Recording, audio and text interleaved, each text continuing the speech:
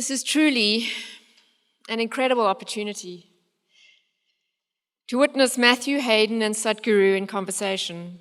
Having played for the Chennai Super Kings, Matthew Hayden has an existing strong association to India.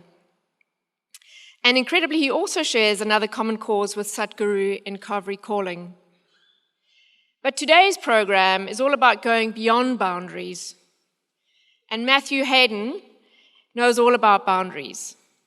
So we're eager to see what's going to happen when he meets Sadhguru and to see how Sadhguru can take us to the boundless.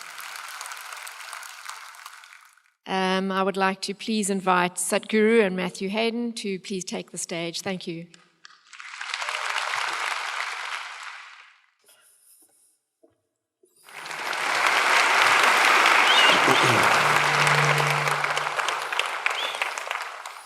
Good evening, everyone. I'll just hide this away. I've had a IT mishap straight away. IT, who would have thought? Firstly, I accept the beautiful welcome to country from the Yagra people.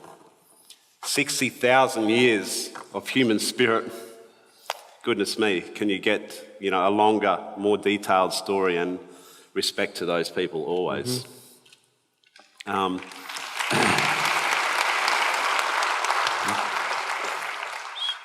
It truly amazes me the sheer volume of people that are inspired by Sadhguru.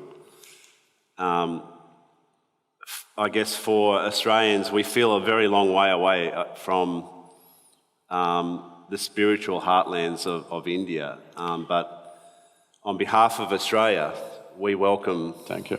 you with great sincerity and with great anticipation as well for this evening, which I'm sure will not only be enlightening but will also be a great deal of fun. So on behalf of Australia and Australians, we're a very multicultural society, as you can see by the faces in the room today. The definition of Australia is the faces that we see in front of us, from India, Pakistan, Sri Lanka, England, our real sort of heritage lands, Scotland, Ireland, Wales, South Africa. We truly are represented by... You're missing the Chinese. Chinese, Japanese. Geez, we've actually...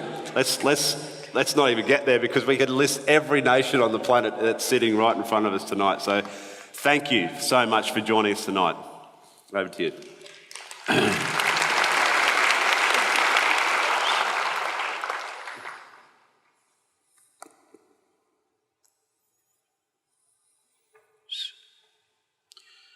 Kalo na janati tava jananam, Kalo na janati tava samapanam, Drushto maya tava mahakaraha Yogeshwara Kala Kala, Yogeshwara Kala Kala. Good evening to everyone. Hey, I said good evening. I think a lot of them have been misled by the title Beyond Boundaries. They think you're going to hit a sixer or something. Well, aren't we? Well, today we're not talking about the ball going beyond boundaries, we're talking about you and me going beyond boundaries. Please. It's a beautiful occasion, as always, when you get a lot of people in a room. Is there a specific reason why we gathered here, in your opinion? What's the force that's dragging us all together? So essentially, the nature of being human is such, no matter where you are, what kind of achievements you have behind you, you're still longing to be something more. There's something more. Somebody may think more money, somebody may think more wealth, somebody may think more pleasure, more love, more knowledge, but everything that you accumulate in your life only makes the arrangements better, but doesn't really enhance your life. So whether it is consciously articulated within a human being or not, but every human being is longing in some way to enhance their lives. Somebody thinks it'll happen by going to the temple, somebody thinks it'll happen by going to the bar, somebody thinks it will happen with prayer, somebody thinks it'll happen with dope. All of them are aiming for the same thing, whether it works or not is a different matter. But the longing is in some way to enhance their life. So in this effort, in this longing within every human being, which can never be curbed, no matter what you do, what you give them, human beings will long for something more. So there is something within every human being longing to be beyond boundaries. Whatever the present boundaries, we want to go beyond it. Or to put it in other words, there is something within you which does not like boundaries. That's why you try to smash them. There is something within a human being which doesn't like boundaries. See, suppose, let's say I imprison you in a 5x5 cubicle, you'll feel terrible, imprisoned. Tomorrow we will announce your liberation and liberate you into 10x10 cubicle. You'll feel wonderful for a day. And again you'll feel horribly imprisoned. The next day we will release you into a 100x100 cubicle. You will feel really great. But within 3 days, again, that is also imprisonment. It doesn't matter where I set the boundary. The moment you can feel the boundary, you want to break it. There is something within you which does not like boundaries. So, this longing finds various sorts of expressions. People try through music, art, sport, business. All these efforts are fine, every effort is fine. The longing is fantastic. Through intoxication, through stimulation, every way people try somehow to break their boundaries. But the important thing is, can you stay beyond boundaries? Or do you breach it just for a moment and again come back to the same format? So when this question comes up, there's a very… the Patanjali Yoga Sutras were written like this. It's one of the greatest documents on life, written in a very cryptic way so that scholars wouldn't get interested. That's the idea.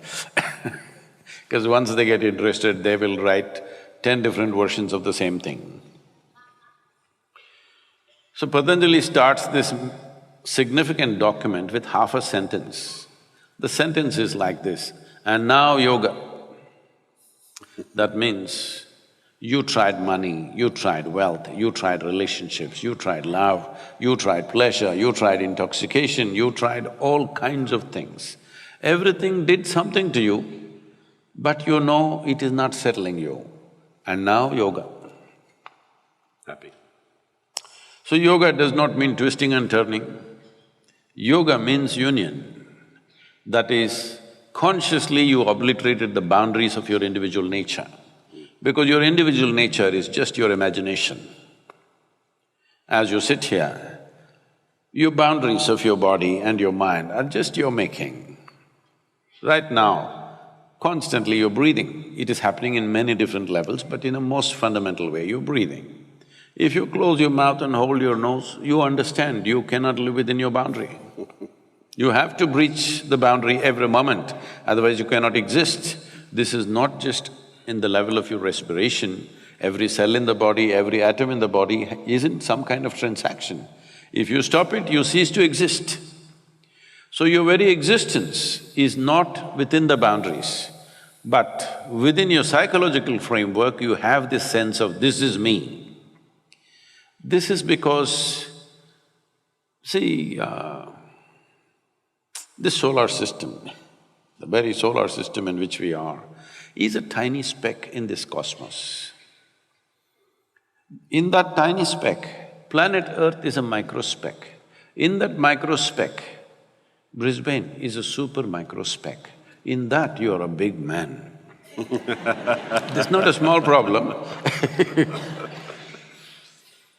And in the middle of nowhere, we don't know where this cosmos begins, where it ends. Here we are, sitting on this little mud ball and talking all this stuff. Yes, and we think we are doing it. That's the most incredible thing. See, all this mistake and this confusion has happened because creation gave us an individual experience, though we are like a speck of dust in the universe, though we are a tiny speck, a micro speck in the universe, it gave us an individual experience. We are taking this individual experience rather too seriously and thinking it's real. No, it's just psychological. It's fantastic, it's the magnanimity of creation that it's given us an individual experience. This does not mean you're actually an individual, you're not. You cannot exist for one moment without everything else around you. All these arrangements you did not make, we've messed it up, but we did not make the, arrangements of atmosphere, we did not make the arrangements of the planet functioning in a certain way. We did not make the arrangements of whatever comes out of this planet, nourishes us, keeps us well. This is not our making. So, this sense of individuality has been taken too seriously. Because of that, no matter where you are, in which dimension of life you are, you feel somewhere deep inside trapped. So if you think somewhere a little instinct tells you there may be a solution, there you will be. Well, let's focus for a second on collaboration, because as an individual can take it that the Isha Foundation is something which is now a global movement. So talk to me about the spirit of collaboration. I mean, how you've built these organisms like a human body that you might describe yourself as maybe a platelet within the human body, but there's this huge now juggernaut that's walking and talking around the world. Tell me about the foundations of that thought, where it originated from, and then the spirit of the collaboration. I don't collaborate with anybody. Whoever, either they're in front of me or they're not here with me, I make them a part of myself. And this is not my doing, this is the way creation is made. See, you may not be able to stand the person who is sitting next to you, but what they exhale you're inhaling without any problem, isn't it? I'm saying essentially your existence is inclusive, only your mind is exclusive. I made my mind just the way my life is, so it's inclusive. So I don't think in terms of collaborating or confronting anybody, I'm just inclusive. Whether they like it or not, I make them a part of my life, that's all. I don't seek other people's permission to make them a part of my life, I just make them a part of my life. Because I don't need their permission for this. Hello? So out of this, things happen in many different ways, the various activities. Essentially, the fundamental activity is to raise human consciousness in the sense, see, right now, our sense of who I am is only because too much identity with physical self. Your physical body is an accumulation, isn't it so? Hello? Hello? Slowly, you came like this, just this much. Now you became this much just by eating, isn't it? Hello? What you have eaten is just a piece of this planet. If you get it from me now, it'll be good. Otherwise, one day you will get it from the maggots anyway. It is good then also, because for most people that's the only eco-friendly thing they do. But if you get it now, you could transform your life if you understand the soil that you walk upon, the air that you breathe, the water that you drink, everything around you is actually you, happening. Yes or no? Yesterday what was you is not you today. What is not you today could be you tomorrow, isn't it? What was soil yesterday, today became food, tomorrow becomes your body, isn't it? So what you call as my body is just an accumulation. Whatever we accumulate, we can claim it is ours. But you cannot say it's me. See, right now I can say this is my vessel. If I say this is me, you know I've lost it. Hello? But this is what you're doing every day.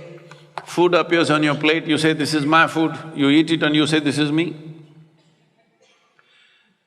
So, consciousness means just this. If your physical body is dominant, you think, feel, act in a certain way because physical body is always about boundaries. I'm sorry, my physical body is right now leaking a little bit.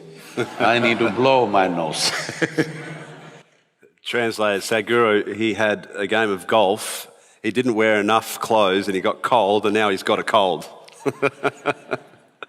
See, he is human. I thought I was playing in Chennai.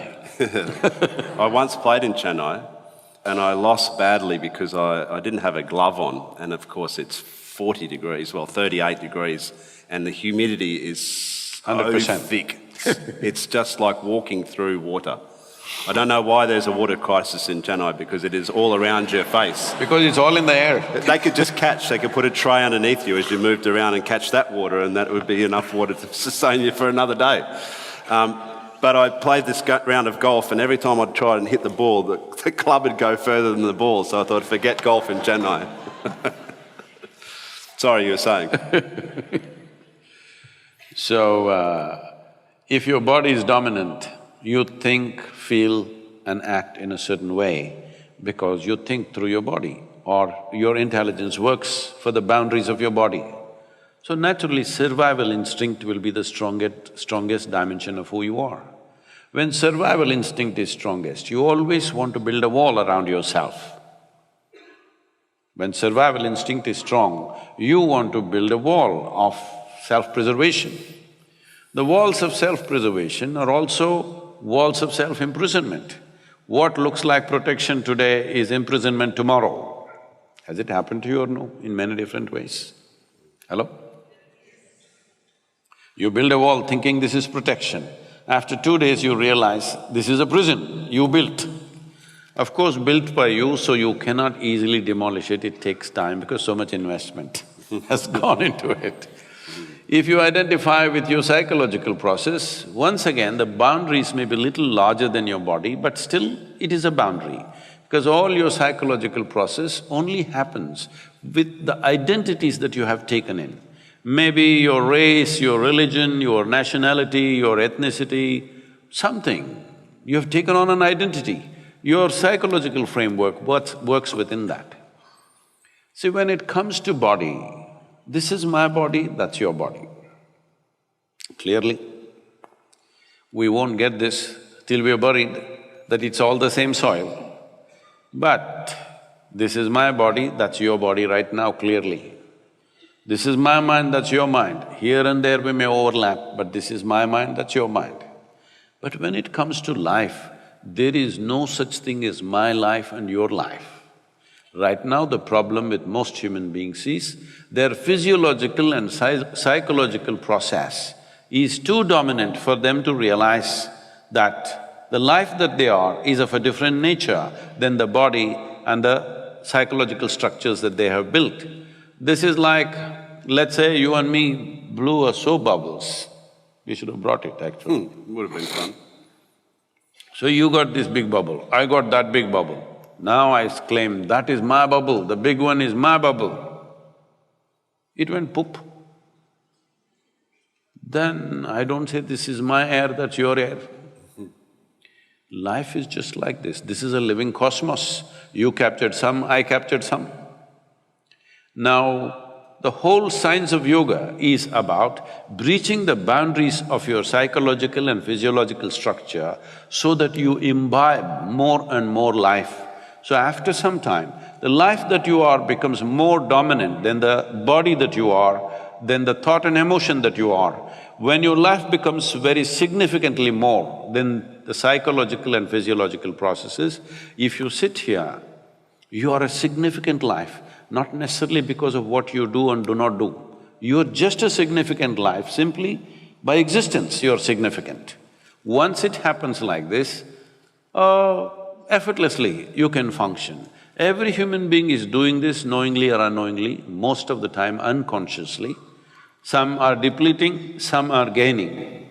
But as there is a science for external well-being, there is a whole science and technology for inner well-being where you consciously obliterate the boundaries of your physiological and psychological boundaries so that the life that you are is so highly enhanced that you are a significant life. It's not necessarily because of what you do. Simply, your presence and your existence become significant. This is something every human being must do because in body, you are not a match for other creatures. Hello?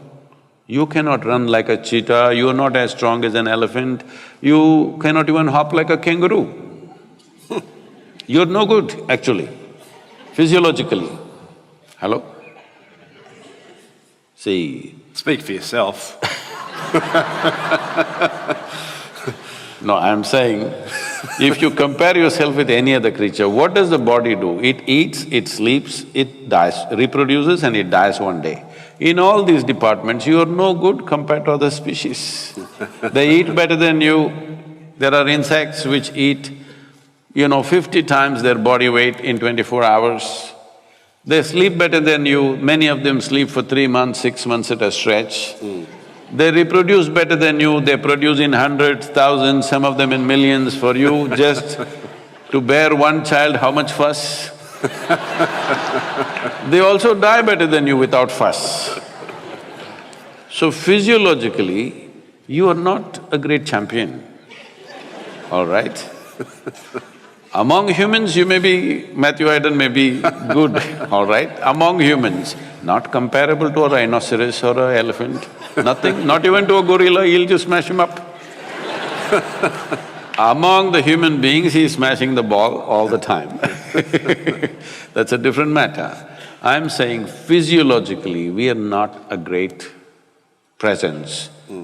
Our significance is our intelligence and our ability to be conscious and inclusive. Every other creature always trying to set boundaries because their whole life is about survival. Once you become a human, survival is not the goal of your life. See, for all other creatures, stomach full, life settled. For human beings, stomach empty, only one problem, food. Stomach full, 100 problems. Because what is human unfolds only after survival is taken care of.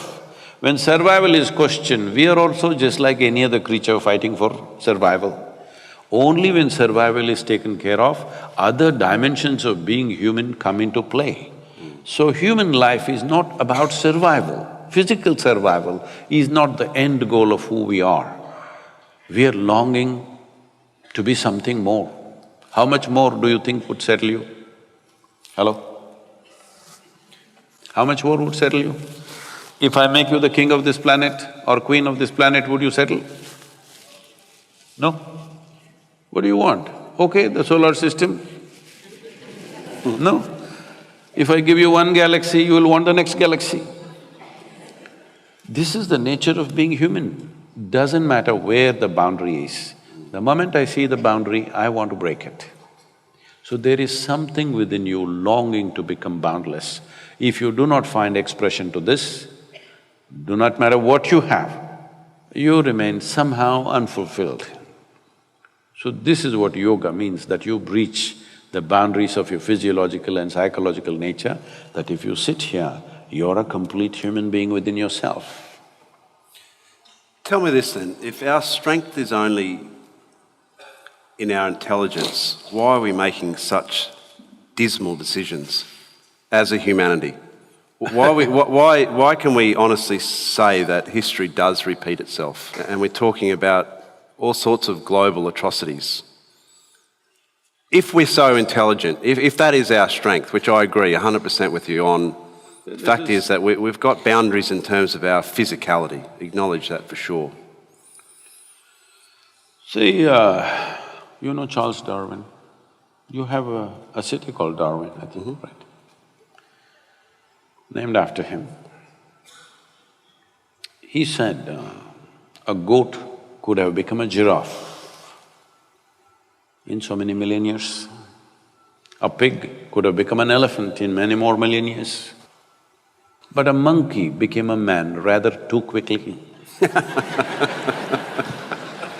Yes, so quickly that anthropologists believe that there is a missing link somewhere. Today, modern genetic scientists are saying the difference between a chimpanzee and you is in terms of DNA. The DNA difference between you and a chimpanzee is 1.23%. 1.23% is not much of a difference, isn't it? So physiologically, that's how close you are to a chimpanzee. But in terms of your intelligence and consciousness, you're worlds apart from a chimpanzee. So right now the problem is just this, you have an intelligence for which you don't have a stable enough base. Because of this, people are using their intelligence to poke themselves all the time. They don't need any outside help. If you just leave them alone, they will suffer. So they may call it stress, they will call it tension, they will call it misery, they will call it madness, they will call it so many things. Essentially, it's about your intelligence turning against yourself. So, nature has endowed you with an intelligence, with a phenomenal capability. Anything which is a great possibility, if you don't take charge of it, it will become a huge problem. Right now, human intelligence has become a massive problem because most people have not taken charge of it for their well-being and everybody's well-being. They're using it to hurt themselves. Once you use it to hurt yourself, knowingly or unknowingly, you will also hurt everything around you. If you are suffering, you must understand this. It is not because of any situation around you, you're simply suffering because you do not know how to handle your own intelligence. That is the problem that you're seeing on the planet. Expectation, we were talking about it before we came on stage in a cricket context. T20 cricket is, something that people love. They love the sixes, they love the fours. But using that metaphorically, converting that into conversation around humanity, is there a false expectation? Is that's what also setting up humanity for both the positive aspects but also, those pitfalls within that expectation? Or is it as simple as just keeping it to the moment? Because as an athlete, I lived and died by the moment. If I was out of the moment, then I was like you holding that cobra up. I was 1 second away from being out of play. Oh, you went only to the pavilion. If you don't handle the cobra right, you go… All the way. To where? Where do you go? See, now you're getting somewhere, huh? What you saw, that's a king cobra. Well, he has enough venom to kill an elephant. If he bites you in the limbs, you may have anywhere between 40 to 90 minutes. If he bites you in the body, you have 6 to 8 minutes. But he won't bite me. See, I'm not holding him by his head, just holding him like this. He can… at his will, he can turn back and bite, but he won't bite because his venom is precious to him. It's very precious to him. Venom is among the highest or the most intense forms of protein on the planet. To manufacture that, he has to work hard. He's not going to just waste it on me. Unless I look like a threat to him. If I have to look like a threat to him, he's not judging by his vision, he's reading my chemistry. If he sees a little bit of agitation in my chemistry, he will go for me for sure. Otherwise, he will not go for me. So if we want to know you're really peaceful or not, all the cricketers must be put, all the batsmen, whether they're really peaceful or not, we can put them through a cobra test.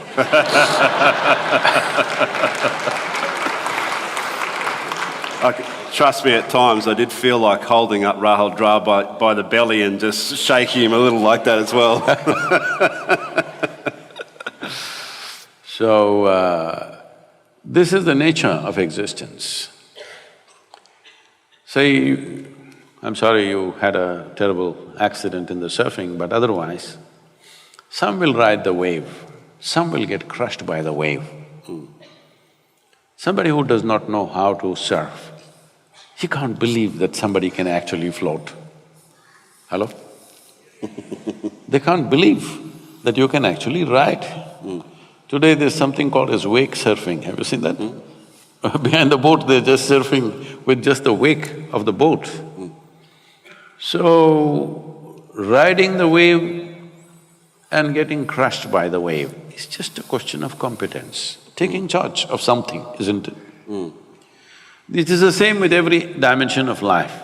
Are you riding it or are you being crushed by it? Those who are crushed by it, they think waves are a big problem, they would like a still ocean. You are looking for big waves, you go into India for monsoon time because you need big waves. So, one who knows how to ride the wave is looking for a big wave. It's a huge possibility. One who does not know how to ride the wave thinks a big wave is a huge problem. This is the nature of life. I have a little Aussie test for you here, I hope you don't mind. I got a few sayings, colloquialisms, because Australia, correct me if I'm wrong, is full of things that make no sense whatsoever. So we've mentioned a number of times, Sadhguru, tonight, inclusivity. You're not a googly bowler, you can't do that to me. No, there's no googlies, trust me. So Aussie sayings with just a simple test. I'd like you to have a go at trying to think about what they are for a start and maybe tell us what you think.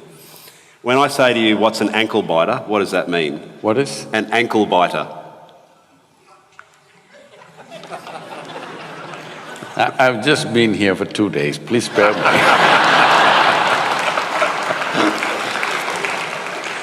You can have your own back, by the way. You can have your own back. Okay, if I say, you should be able to get this one, even if you've been here for 2 days. My expectations, dangerous as they are high. I know what's a footy, is that good enough to be an Aussie? Good. That's a tick. Fair dinkum. What's fair dinkum mean?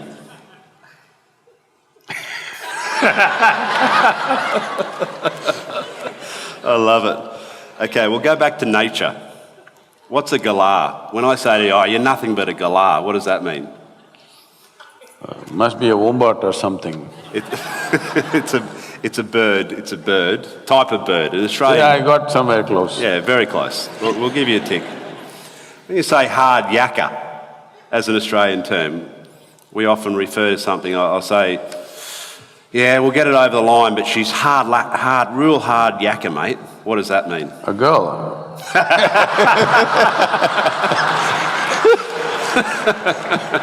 No, that's more like gnarly. That's the surfing expression, gnarly. Just for fairness, I'll just go one more. So you're also reading from the book, you're also not an Aussie then. That's true. I just wanted to get it right, that's all. This is something that we're doing right now. There's a tip. If I say to you, Sadhguru, we're just up here on the stage, we're just going to chew the fat for a while, what does that mean? Chew the fat? Chew the fat for a while. That means maybe, like other people say, the meat on the bone, like that? Means we're talking. Means we're talking. The reason why I brought that up was that when I'm commentating over in India, sometimes I'll just get this, my fellow commentators will give me this strange look after I've said something. Let's chew some fat. All that sort of, those sort of comments, and they look at me, and after we get off air, they go, "Hey, Dos, what the hell did that mean?" And you forget that we are a language, especially where you are now, Sadhguru, in Queensland. We speak a tongue that's English, but it's not really. And trust me, I've been kind on you. There's some horrific ones as well. Tell me, you also mentioned that your first visit here, you tripped across Australia and you know, my first impressions of India was that there is a lot of people. And there's also, in India, because there are so many people, there is so much energy, human energy.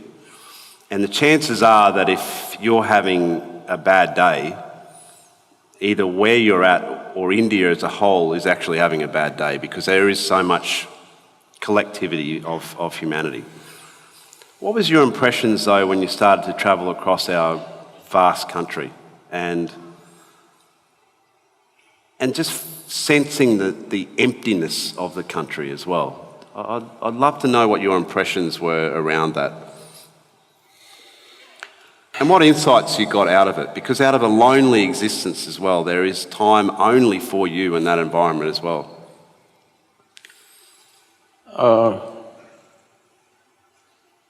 Personally, I've spent a lot of time by myself in the jungles of southern India, in the Himalayas.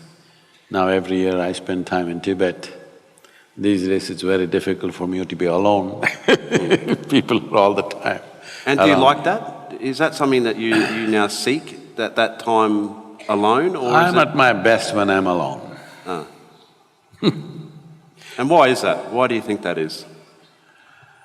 Because I don't mess with myself. People sit by themselves and mess with themselves and make a mess out of themselves. If they stay alone, they'll go crazy, a whole lot of people. If one knows, if one enjoys being alone, it means they are definitely better organized psychologically, emotionally, far better organized than others. One of the important processes of spiritual sadhana we give, the tools that we offer, is always to go into silence. People go into silence. From 3 days to 3 years, 4 years like this, people go on silence, not saying a word to anybody. Well, in today's world where if they're having breakfast, they must take a picture of the breakfast, I'm having breakfast, if I'm going to the toilet, I'm going to the toilet. And when this is the world, to just shut up and sit in one place takes a lot. Initially it looks like a struggle, but once you really taste what it is, you can't be without it. You just can't be without it. So it's like this. If I shut myself up once in a way from everything around me, because otherwise I'm 7 days of the week, 365 days, 22 hours a day, I'm on. So, if I shut myself, I don't read anything, I don't watch television, I don't use the phone, I don't even look out of the window. Because there is a phenomena of life within you which is far bigger than all the entertainment you have. Because most people are only living with their psychological drama of their own thought and emotion, they get bored, they want to do something else, they want interaction. But if you engage with the basic phenomena that you are you alive? I'm just asking. Hello? No, please look at this. Please look at this in 24 hours' time. How many moments are you really live? Most of the time you're just a bundle of thoughts, emotions, ideas, opinions, ideologies, prejudices, something other than life. If I just sit there, 4 or 5 days, I don't have a single thought in my mind, I simply sit. They are the best times. If I do that once, next few years, non-stop, no vacation, no holiday, no weekly holiday, no nothing, we just go on and on and on. Because once you touch the source of your life, the way the surface functions is almost… People around me think I'm superhuman. No, this is not about being superhuman. This is about realizing being human is super.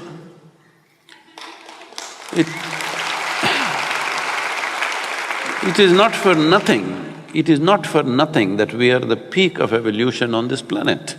Hello? Are we? We are the peak of evolution on this planet. It's to make you the way you are. It took millions of years of work. Nature has worked millions of years to get you to this level. But now all most human beings can do is complain. This is a product which is arrived at after phenomenal development over a few million years. But now you're complaining about how it is because you've not explored the full depth and dimension of what a human being is. A human being is not just a bundle of thoughts and emotions. Like you're not just body, there's something more to this. Body you accumulated, what you call as my mind, is an accumulation of impressions. This is a heap of food, that is a heap of impressions. Between these two heaps, where the hell are you? Yes, where are you? It's time everybody pays some attention because this life is not for good. Since you came and sat here, you're 45 minutes closer to your grave. Yes, I'm not… Sobering thought. I'm not wishing this on you, this is the nature of our life. This is not clock ticking away, it's our life ticking away, isn't it? Most people think other people die. You know? No, you and me will die.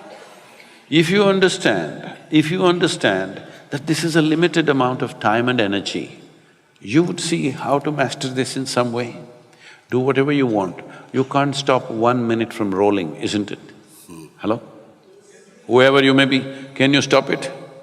No, it's rolling away for all of us at the same pace.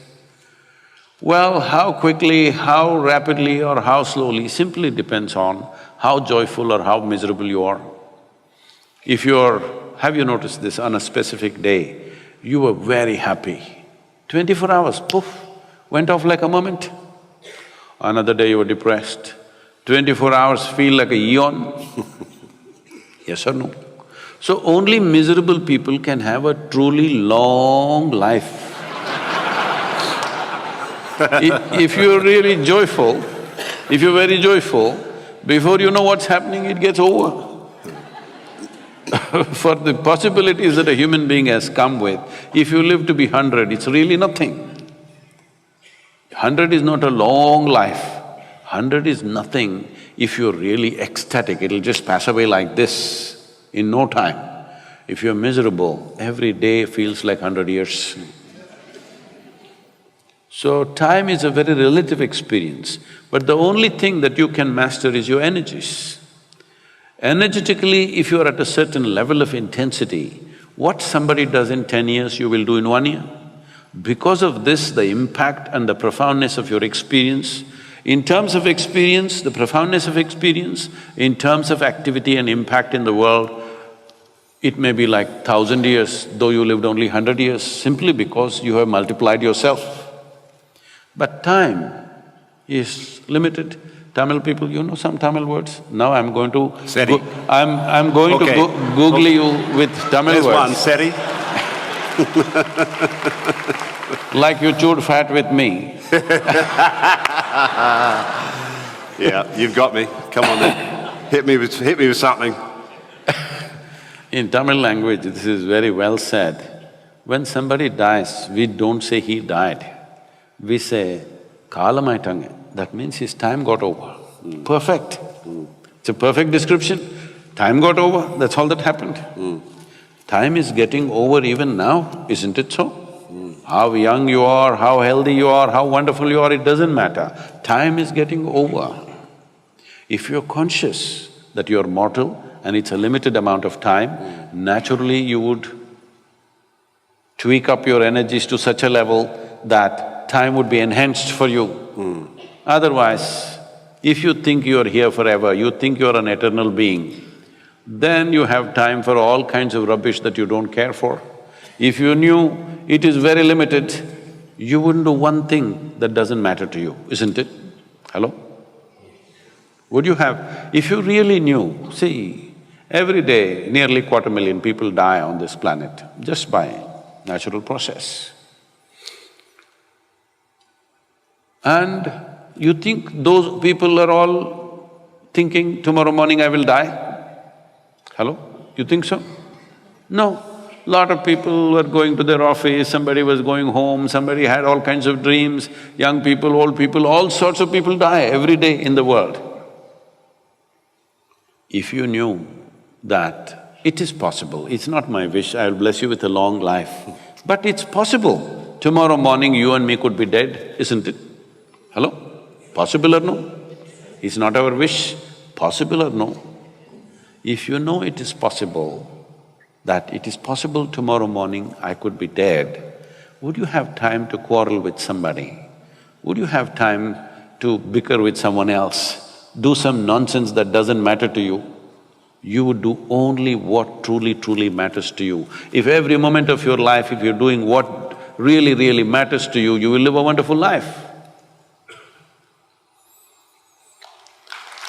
Beautifully said. So you can assume that with that philosophy, you're extremely cause-driven. And, you know, the Isha Foundation is obviously a huge vehicle for you to express that. But I want to talk specifically about water and what your vision for the conservation of water and some of the things that you're doing, proactively doing, within the causes. And that relationship as well with in particular, your heartlands of Tamil Nadu and also Karnataka. Say I grew up in Karnataka around Kaveri River. About 4.5 years, every day I swam in Kaveri River. When I was somewhere between 14 to 18, 19, at that time, almost every day I swam in Kaveri River. Once I floated down Kaveri for 13 days on 4 truck tubes and a few bamboos. I lived off the river. In my experience, the river was not some kind of a resource or water source or something. In my experience, she was a life much larger than me. People like you and me come and go, but this river has flown for 1,000,000 years. But today we have brought her down to her knees in such a way that the river's survival is a big question mark. This is not just for one river, this has happened across the country. Just to give some kind of a picture for people here, they may not be conscious of this. See, we must understand this, in India, this is a tropical country. That means the river is not the source of water, it is only a destination for water. River, pond, lake, well, these are not sources of water, these are destinations for water. There is only one source called monsoon. Monsoon rain is the only source. It gathers in the land in various forms. If it is flowing, we call it a river, if it is stagnant, we call it a lake, if it goes inside, we call it a well. But essentially, it is all rainwater. Only 4% of Indian river water is glacial water in the north.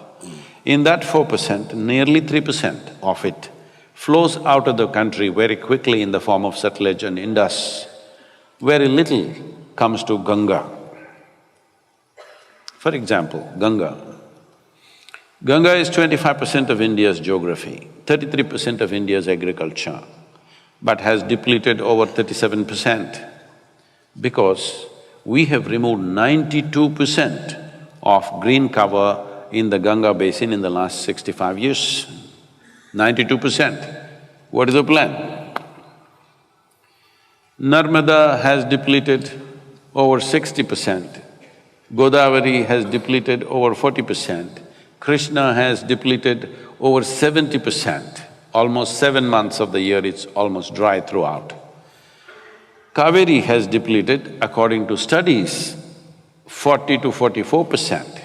But in my personal experience, see, they are studying this like this. The entire year's water flow so many million liters or trillion liters, and compared to how it was 50 years ago, now it's gone down 40%. But leave the monsoon time, at that time there is water. Let's say you take September, October. In the month of October, if you go and see Kaveri, how it is today, is only 25 to 30% of what it was when I was 10 years old. This has happened because we have removed 87% of the green cover. Simply, rampantly, one thing is agriculture. I remember this very well 40 years ago when I was living on a farm. At that time, it was very common for every farmer to have at least a few trees on his land. This was his insurance. In Karnataka especially, this culture was very strong, where they will name the tree after their daughter or their son. They say, this is for the girl, this is for the boy, this is like this. So when the girl's marriage comes, they will chop one tree, wedding is taken care of. Boy wants to go to the university, one tree, that is taken care of. So always trees were there in the farmland. But 40 years ago, when really this chemical fertilizers came in a big way, till then we were very organic. When chemical fertilizers came, I know this very well because I've heard people coming and campaigning. These companies came and campaigned in the villages of India, saying that if you have trees in the land, their root systems are aggressive, they will eat up all the fertilizer. You have to take away the trees. So we took away millions and millions of trees across farmlands because they thought chemical fertilizer will be wasted on the trees. So today we've come to a place where groundwater has depleted tremendously, river water is going away, every water source is just depleting. But in the last 100 years, there is no big change in the amount of rain that is happening in the subcontinent. So the rain that is coming is the same, it is just our ability to hold it in the land is gone because the green cover is gone. Without the necessary organic content, you cannot hold the water in the soil. When rain comes, how slowly it moves towards the river will determine how long the river will flow in the year, how many months it will flow. If it moves rapidly, within 3 months it will be over, it goes slowly, it will flow for 12 months. This is all the thing is. There's a very wonderful… I can do another googly, Tamil googly for you. In Tamil language, there is an ancient saying which says, Nadandu vandada Kaveri valam, odi vanda vellam. This means only if Kaveri comes walking, she brings wealth and prosperity. If she comes running, she'll bring disaster. So how do you make a river walk? If a river has to walk, there has to be substantial vegetation, that the water that comes down in the form of rain is held in the land and slowly it moves towards the river. Today, this whole understanding of river systems is been lost completely, because if you say rivers, I see so many people of Indian origin, you ask them what are the rivers, they will name 7, 8, 10, 12 rivers, major rivers. They will say Ganga, Narmada, Godavari, Krishna, Kaveri. But you need to understand, a river doesn't exist by itself. For example, Kaveri has over 120 tributaries. And most of these tributaries don't even flow for 3 to 4 months in a year. They were all perennial streams, but today most of them are not flowing more than 3 to 4 months. Kaveri is not touching the ocean for over 6 months. She is receding by the year. This is happening mainly because there is no green cover. So this project, what we have taken up called Kaveri Calling, is an offshoot of Rally for Rivers. Rally for Rivers was done with the intent of changing the policy framework. We are 100% successful in this because the policy that we offered to the central government was accepted in toto. They put it through the scientific tests and then the economic tests, and they found it as an ideal policy, and this was recommended for all the 29 states as official policy. And about 4 states are proactively pursuing this policy. Another 3 to 4 states we have memorandum of understanding and we are working with them. But many other states are just not doing anything about it, though, because a river is a concurrent subject between federal government and the state government. Center can only advise, it's the state which needs to act. So where they have not acted, there you see serious water issues. So now Kaveri calling is a different level of project. We have taken another project in Maharashtra. You wouldn't know, there's a place called Yavatmal, there's a Vagari river. Are there Marathi people? So this is known in the country, unfortunately, as the suicide capital of the country, of India, because maximum number of farmer suicides happened. Now in Tamil Nadu and Karnataka, this is becoming a, like a regular yearly score is happening. Today in Tamil Nadu, 83% of the farmers are considered to be under distressed loans. 77% of Karnataka farmers are under distress debt. What a distress debt is that they have no means to pay the money which they have taken. It doesn't matter how much farming they do, they have no means to pay. This means either they have to sell the land or run away somewhere or hang from a tree. These are the options we are giving them. We are driving a whole mass of people in this direction. This has happened for a variety of reasons, but the fundamental reason is lack of rich soil. What was a very fertile soil, We have farmed the same land for over 12,000 years. But today in one generation, we are turning it into a desert-like space, mainly because the only way you can enrich the land is by the leaves of the trees and by the animal waste. Trees are gone long time ago, animals are all traveling to other countries. Now, there is no leaves, there is no animal waste, there is no way to recoup this soil. Out of 160 million hectares of arable land in India, 104 million hectares have been identified as distressed soil because there is no leaf, there is no animal waste. If we don't put back trees back in the soil, if you don't bring animals back into the farm, our ability to grow food will be completely gone. This is one of the greatest achievements in India.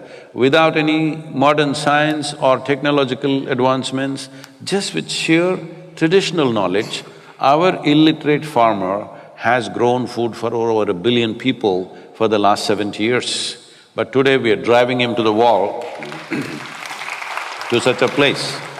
So the plan for Kaveri calling is just this, we want to convert 1/3 of this 83,000 square kilometers into agroforestry.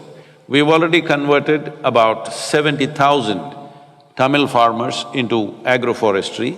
Their incomes in 5 to 7 years have gone up anywhere between 3 to 8 times. That is, I'm talking about 300 to 800% increase in income, simply growing trees in 1/3 of their land. So we want to bring this to the entire region.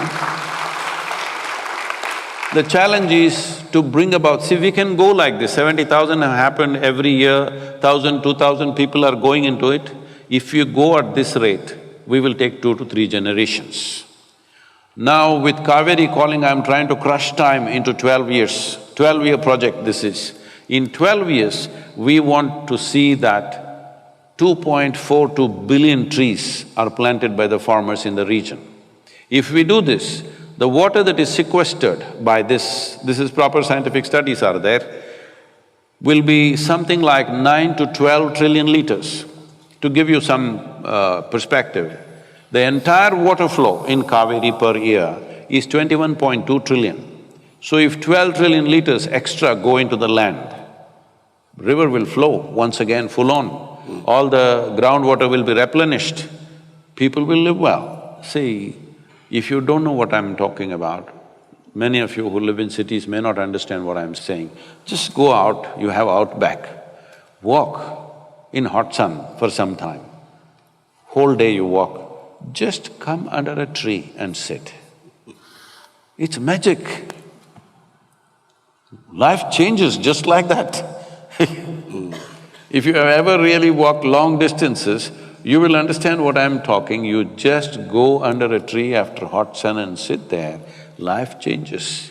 This life-changing, wealth that we always had, the entire region was tropical forest.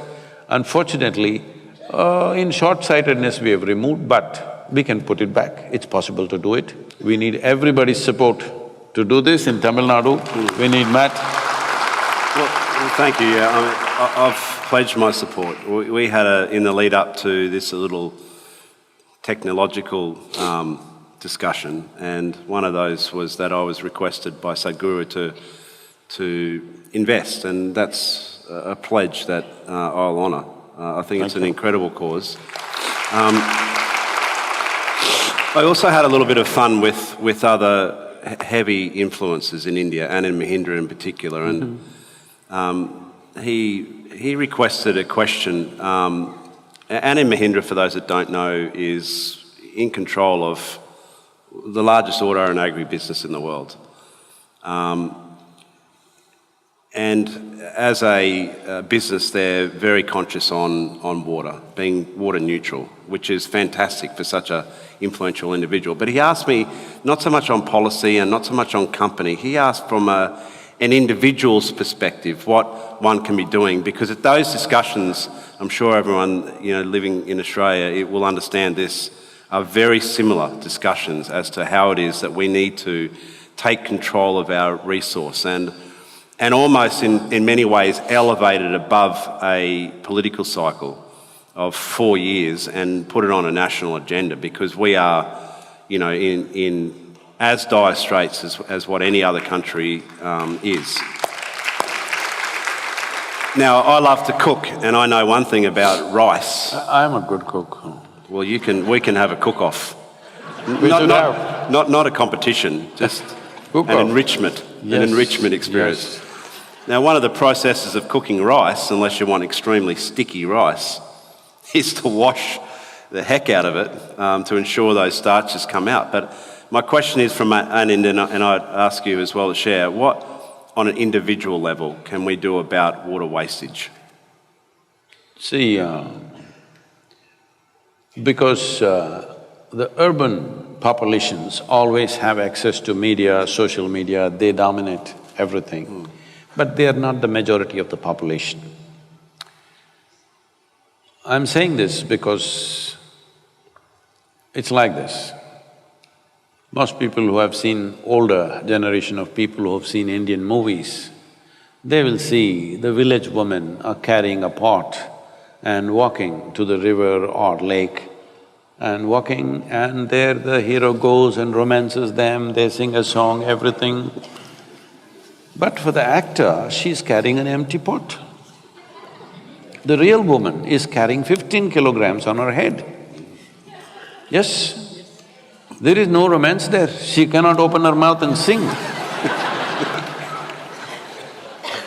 What I'm saying is, the crisis has been long coming.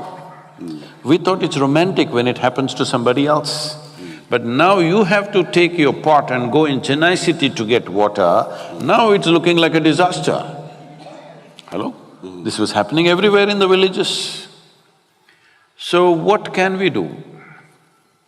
There are many things we can do. Of course, everybody is talking about drink only 2 liters of water, have bath only with 4 liters of water, all this. I will not say such things to anybody.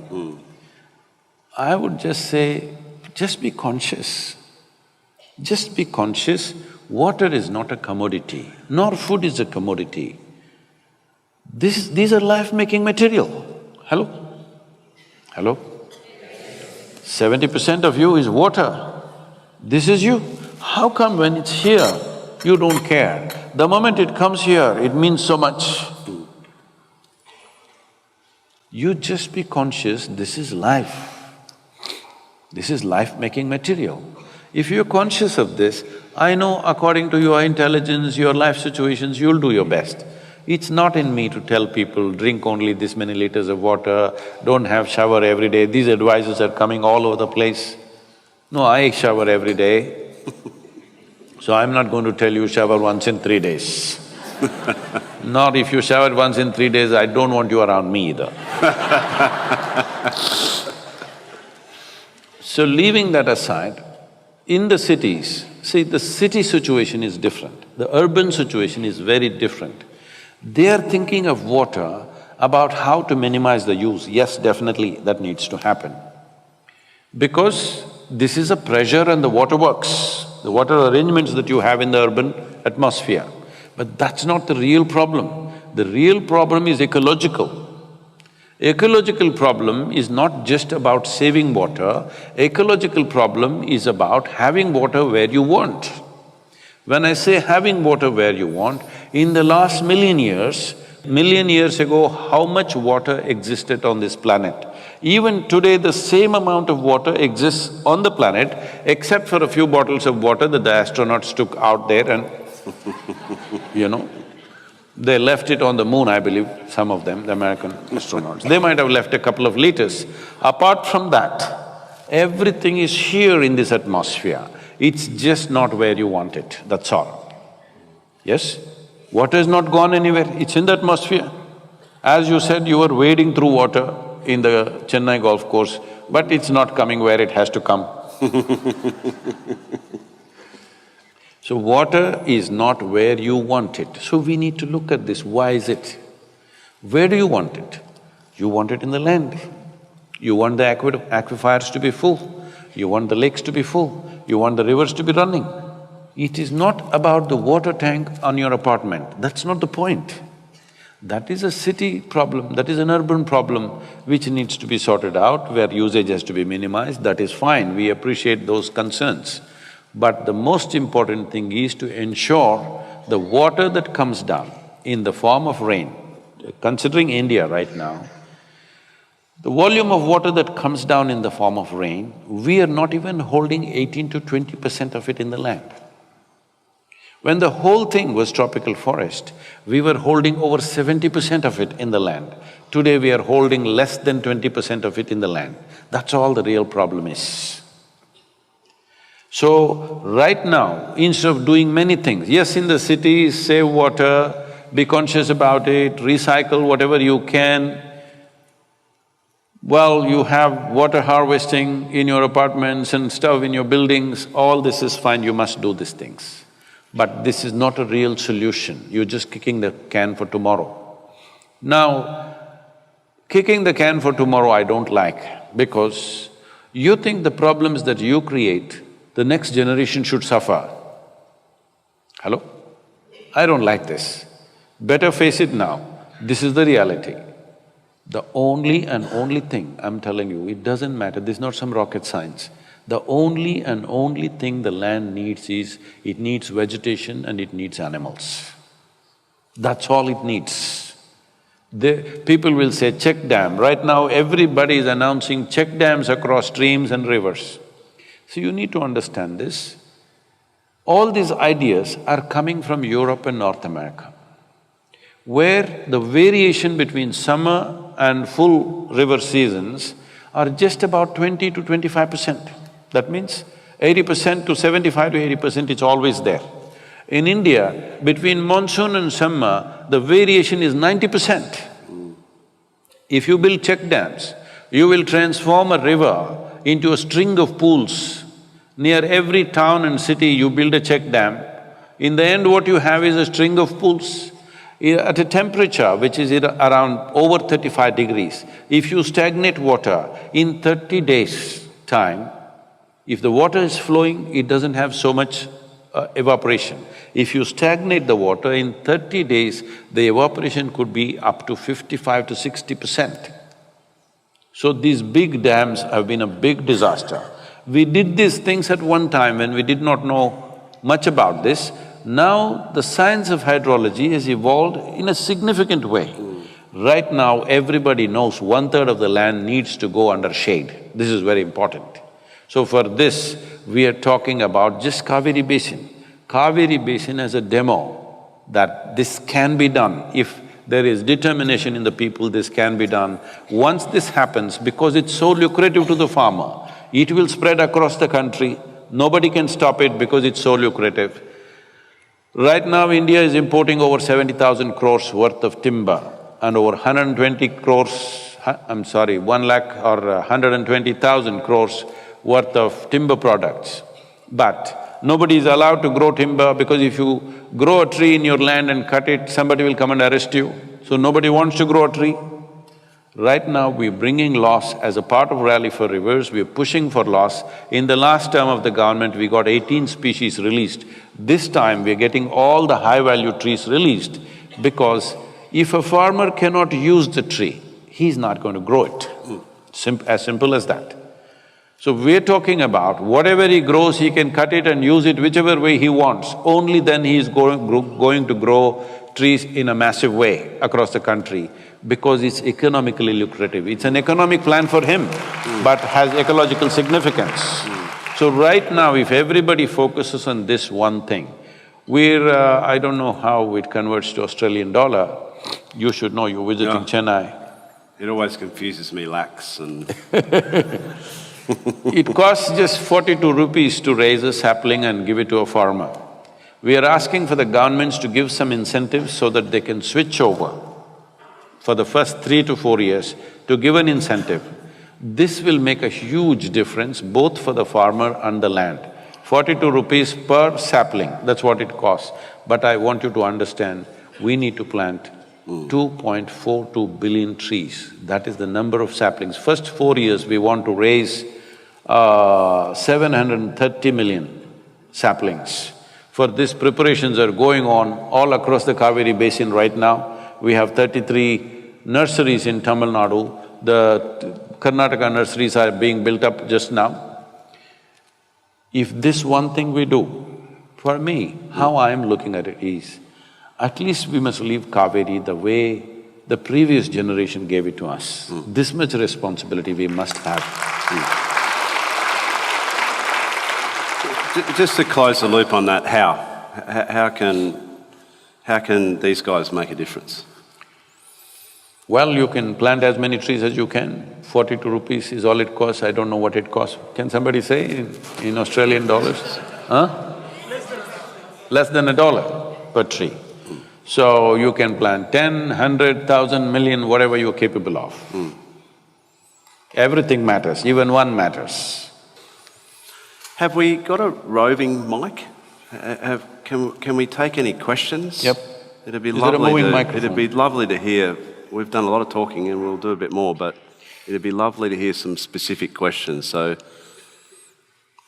maybe, I don't know who's the judge. Maybe you can be the judge. But yeah, here we go. Thank you very much, Sadhguru, for coming to Australia.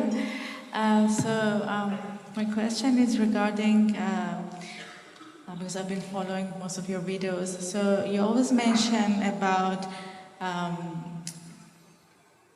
the need of collaboration of other people to be successful. So you always mention that to be successful, that's the only time that we need the collaboration of other people.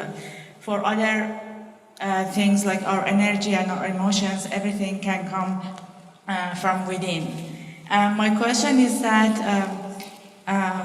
because environment and other people and society and everything can have effects on our emotions as well and our energy, how to manage that and not be affected by the environment? So how to be calm and happy and not be affected by surroundings. So how to separate these things together from each other. Sorry, thank you very much.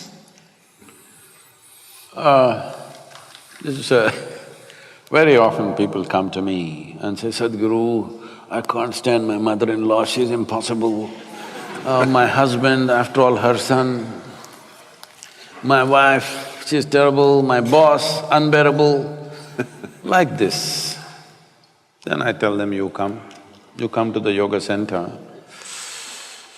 Your mother-in-law, husband, wife, boss, nobody will come here, just you.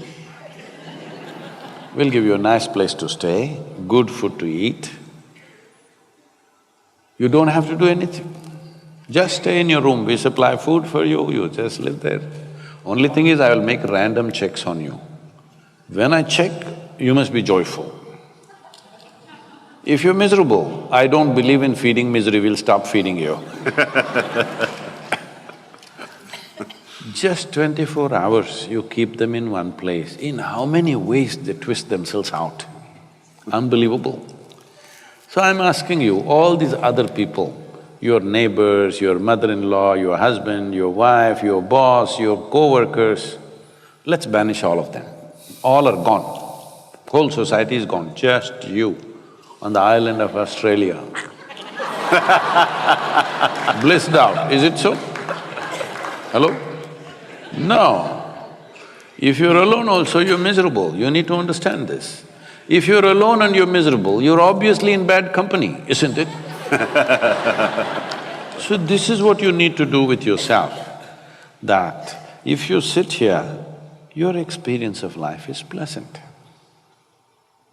Well, you obviously, from what you said, you have probably heard this in some format. See, pleasantness means just this. Body is healthy, it's pleasant. It became very pleasant, this is called pleasure. Mind is pleasant, peaceful, very pleasant, joyful. Emotion is pleasant, love, very pleasant, compassion. Your very life energies are pleasant, bliss, very pleasant, ecstasy. These are all 100% your business, isn't it? Hello? Keeping your body pleasant, thought pleasant, emotion pleasant, energies pleasant is 100% your business. Keeping the surroundings pleasant is a challenge because there are various kinds of people, various kinds of forces. This needs skill, this needs opportunity, this needs… depends what times we exist in, you know. Not always we can do the same things. So creating pleasantness around us needs a certain amount of skill, competence, various things. Things have to fall together, otherwise it won't happen. But pleasantness within you is entirely your business. So if you are feeling very pleasant within you and somebody here is being unpleasant to you, what is the problem? Right now, they can cause pleasantness within you, that's the problem, isn't it? Hello? See, if somebody can decide whether you can be happy or unhappy, this means this is the worst form of slavery, isn't it so? Hello?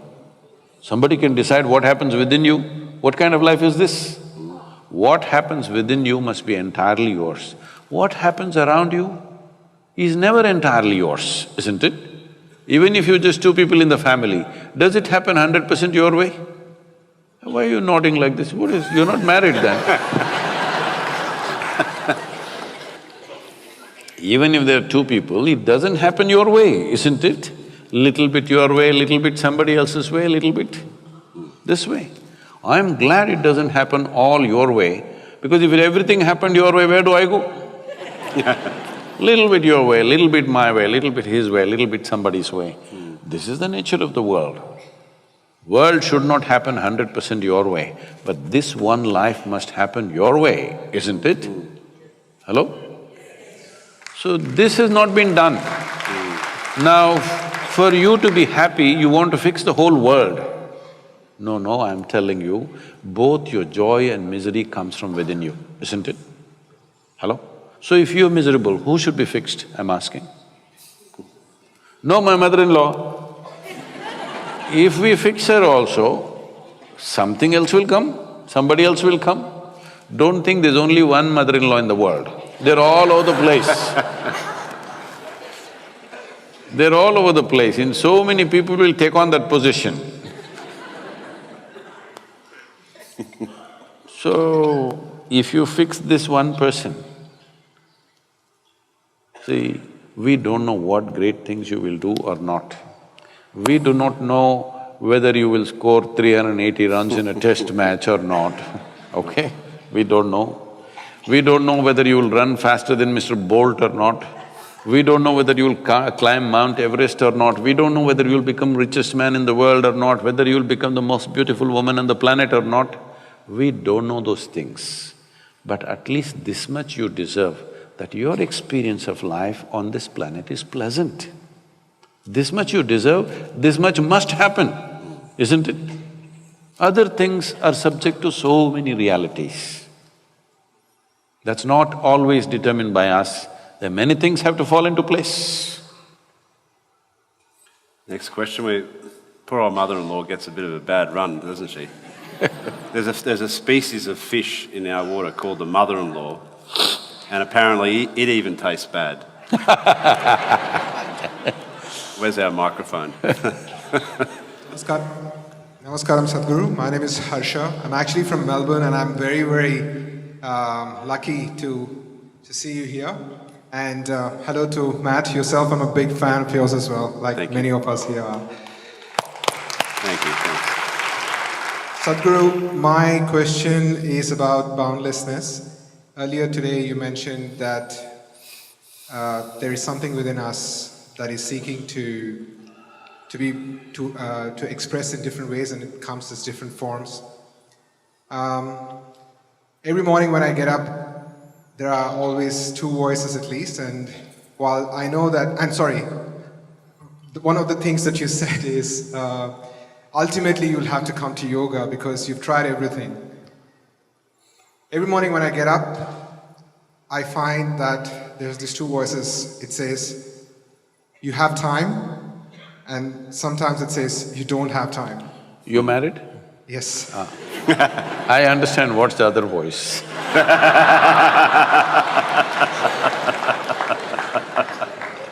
So Sadhguru, I think my question to you after knowing you for a bit, and also we were talking about life sort of continuing in death and so on and so forth.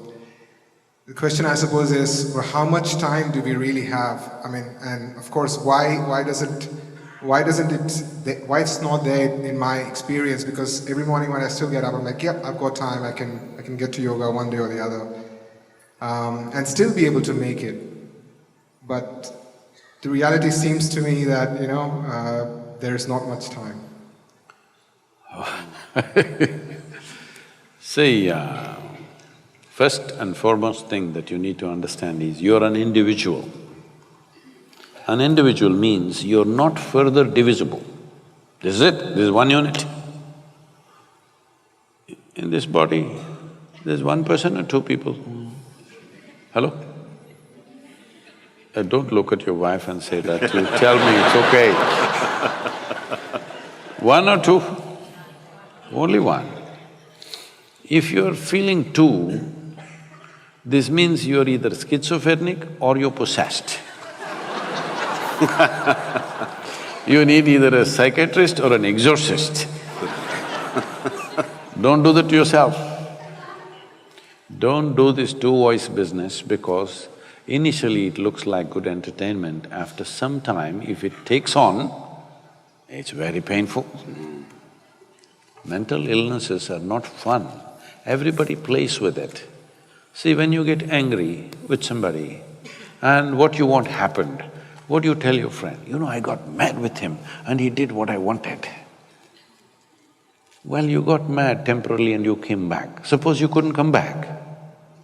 It'll happen one day if you keep crossing the line too often, because the line between sanity and insanity is very thin. If you cross it, one day if you're not able to come back.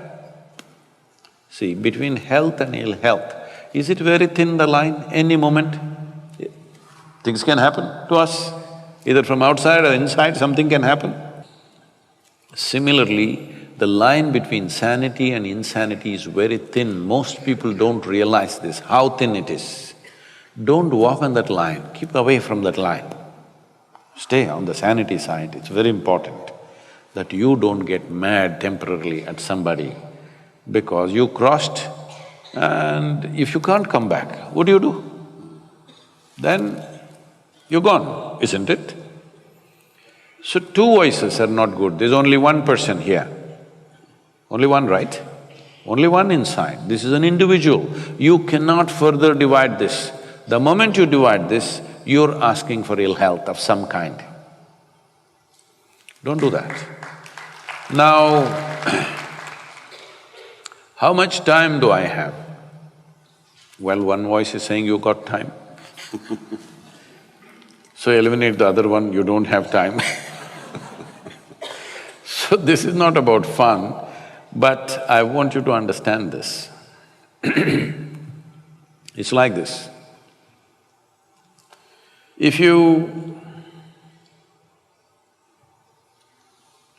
Can I tell you a story? Okay? Because you think this is a serious question. I want you to just understand this one thing. Why a whole lot of human beings have become a mess is they've taken themselves too seriously. They don't understand. Before they came here, countless number of people lived on this planet and no sign of them, they're all topsoil now. And this one also will be topsoil. You're just a small pop-up. Hello? You're just a small pop-up and you'll pop out. But you are taking yourself too seriously. Believe me, if the whole solar system evaporates tomorrow morning, it is not even mist in the universe, that's how big it is. And that's how small we are. So don't take yourself too seriously. Yes, this life is important for us. Why? Because every life is seeing how to find its full potential. For that it's important. Not thinking something big of you is there in this world, nothing like that. See, if there were dinosaurs in Australia, they would treat you just like ants, isn't it? Suppose you're walking on the street, a colony of ants are going, you just step on it and go. One guy is dead, one guy is half dead, one guy is cut into half. You don't care because they're just ants. So if they were bigger animals than you, they would treat you the same way. They wouldn't even eat the whole of you. They wouldn't even treat you with any dignity. They would just eat one part and throw the other part and go on. Like how you waste food, they would also do it. So much population. Now if the dinosaur comes, he has a feast. Isn't it? So do not take yourself so seriously. This is the biggest problem, that you have taken yourself too seriously. You're just a small pop-up. The important thing is just this, it is the generosity of creation that it's given you an individual experience. Do not misunderstand that. Do not misunderstand this is to make you significant. This is just to understand life is significant, that's all. You just a bubble. You just a bubble, it'll pop anytime. Well, it may last 100 years. 100 years is nothing in the world. Hello? You may think, 100 years I lived long and I did so many things. Nothing, many idiots on this planet thought like you and me. They thought they are very important too. Alexander the Greats have come, where are they? So they were telling me about, I was in Greece and they were saying, Alexander went to India. I said, don't worry. He came to India all right, but an Indian mosquito, that too a female. Go on, the emperor. He died of malaria. So do not underestimate a small mosquito, it can kill you. See, we've found something worse than a mother-in-law then, haven't we?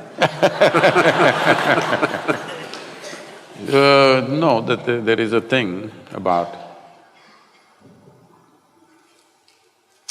Why are we going against mother-in-laws? Well, I don't know. We need to move on. Yeah. Between in-laws and outlaws, outlaws are wanted.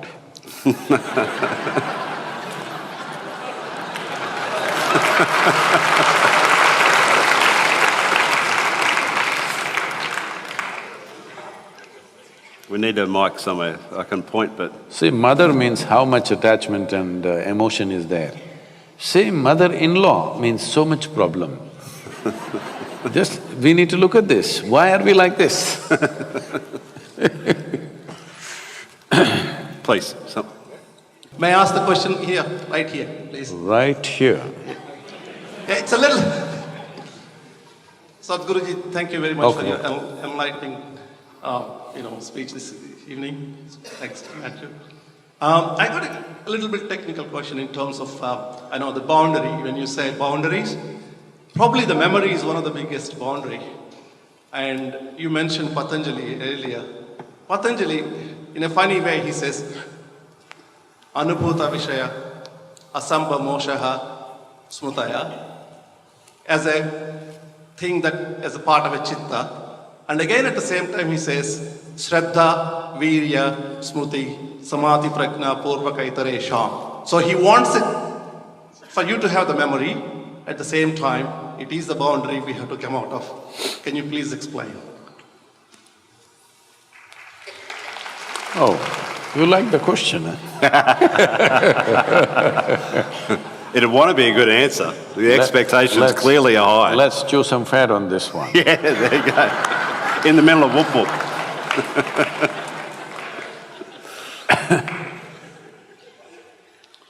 See, you are who you are only because of memory. There's conscious memory, there is unconscious memory, articulate and inarticulate levels of memory, there is genetic memory, there is evolutionary memory, there is elemental memory, atomic memory, everything is built into this. Muscle memory. Muscle memory. Oh, that is what I said, inarticulate memory, it is there. Your entire head to toe is just memory. You don't remember consciously how your great-great-great-grandfather or grandmother looked 10 generations ago, but his or her nose is sitting on your face right now, it's not forgotten for a moment. Hello? It even remembers the skin tone, how your forefathers were a million years ago, still remembers everything, isn't it? So your structure is like this because of memory. Your body is memory. Every cell in your body has more memory than your brains has, 1,000,000 times more actually. So this, what you call as me is just memory. If you lose your memory, you don't know who you are, isn't it? And the only thing that most people are suffering is their memory. See, it's only the human beings who have such a vivid sense of conscious memory. Even a grasshopper has memory, but conscious memory is very little in him. But you have a vivid sense of conscious memory because of this life, and life's experience is rich. Of course, today all the memory is on your phone.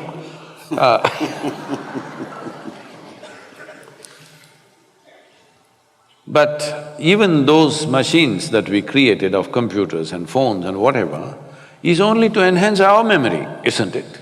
Because we saw the value of memory. So memory is the maker of who you are. You are who you are only because of your memory. If there's no memory, right now if your memory goes away, you don't know who is your mother, who is your father, who is your husband, who is your wife, who is your children, where you belong, your nation, your race, religion, nothing. Everything is in your memory, isn't it so? Including your God and devil, all in your memory, yes or no? If you lose memory, you don't know anything. So memory is a tremendous possibility. At the same time, it is a boundary. It's a certain knowledge that you've accumulated, information that you've accumulated.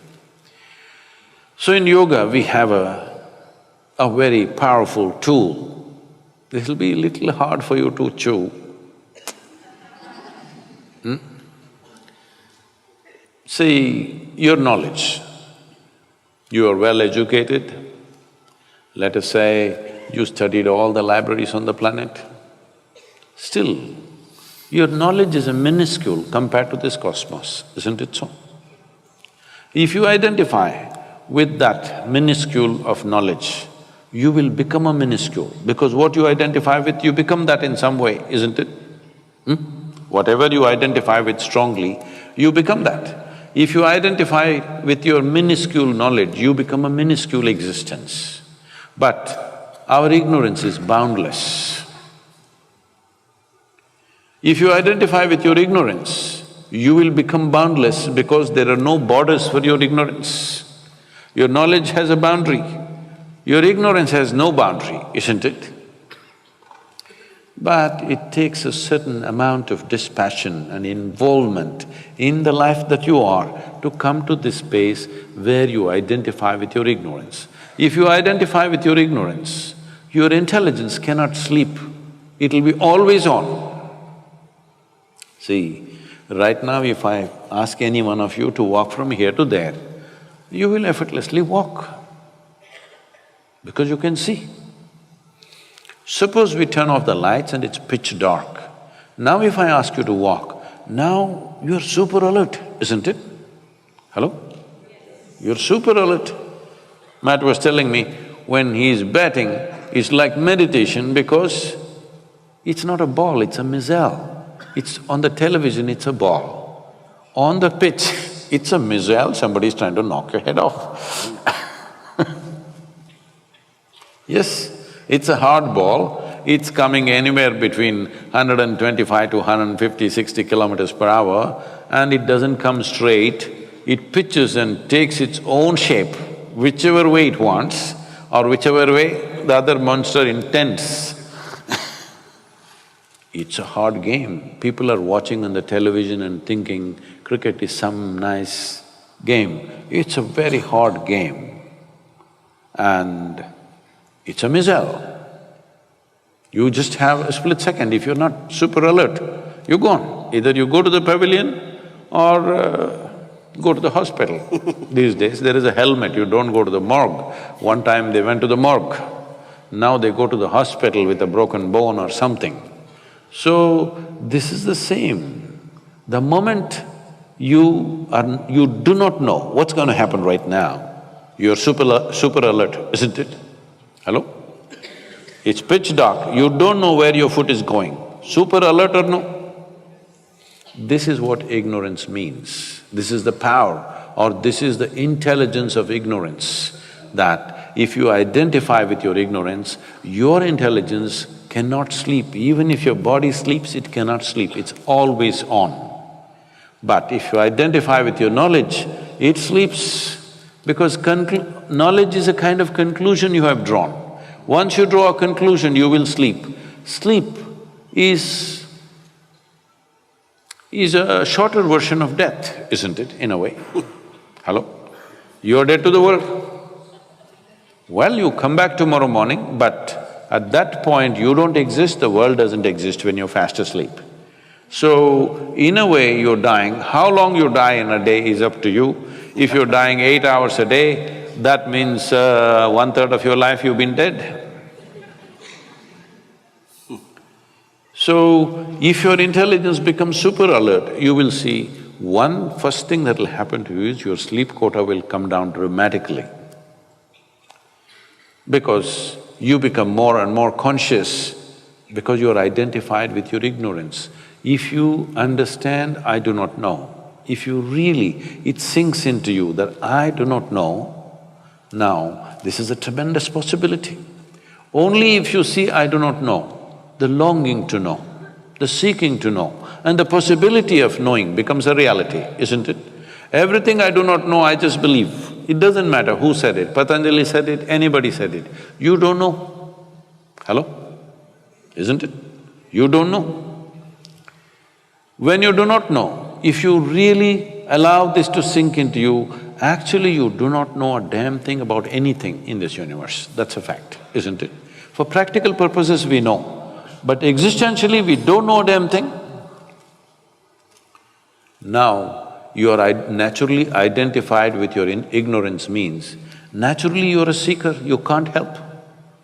Always your intelligence is probing everything that it sees because you know that you do not know.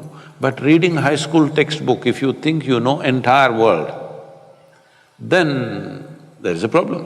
Lot of people have gotten into this state in the name of science. They read high school textbook and they think they're scientists. This happened in UK. It's a social situation. Oh, why? We'll shift it to Australia. The scene. Came a long way. A social situation where a lot of people, socialites were there, but a scientist also was there. He was not dressed like them, not much care to his outward appearance. So they sat at the dinner table, a very high-fashion socialite lady sat next to him. And, may I ask you, what do you do? He said, I study science. Oh, I was done with that in my high school. So as scientist understands, he's still studying science. Only others think he's a scientist. He knows he is studying science because the more you explore, the more you realize how ignorant you are.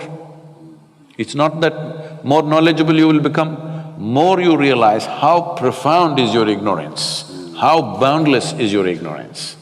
So, this entire dimension of moving into an intelligence which is beyond memory, the first and foremost step is this, that you're not identified with what little you know, you're identified with that which you do not know.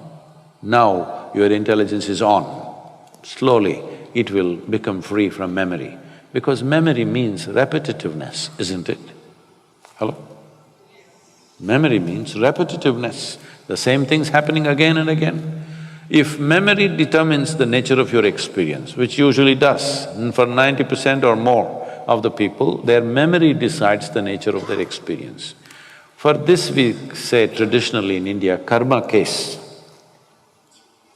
You're sitting here, stomach is full or empty, whichever way, nothing wrong, nobody's shooting bullets at you, you're fine, but you're little.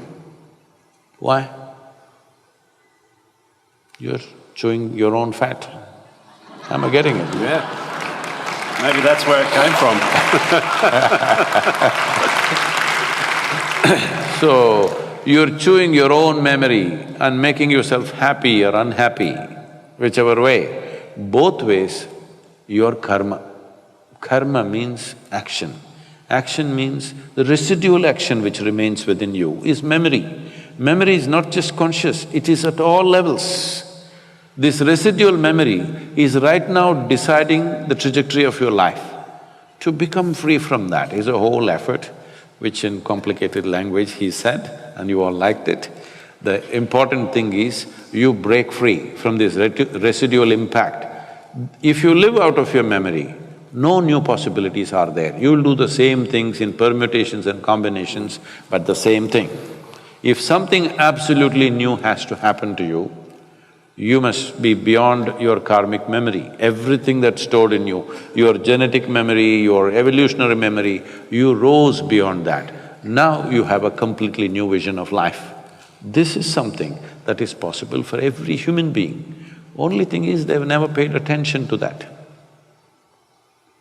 They've just not paid attention to those aspects, that's all. Otherwise, it is not the exclusive right of any specially made human beings. It's equally possible. I want you to understand this. When it comes to external situations, maybe all of you cannot take a cricket bat and do what Matt does. Maybe you cannot take a motorcycle and do what I do. Or maybe you can't run like somebody else, or you can't do something else like someone else. When it comes to external realities, we are all differently capable, isn't it? Hello? Is it a wrong word to use on you? Every one of us is differently capable when it comes to the outside world. But when it comes to the inner dimensions, all of us are equally capable. It is just that most people have never paid attention. They still believe that by fixing what's around them, life will be fine. But I want you to understand this much. Compared to how people lived in this world a few generations ago, let's say 1,000 years ago, or even 100 years ago, today, in terms of comfort and convenience, are you not way ahead? Nobody even dreamt these things were possible, yes or no? But still we're complaining. So much arrangement, so much arrangement that we're ripping the planet apart. But still, can you claim, are you more joyful or more blissful than how people were 100 years ago? Can you?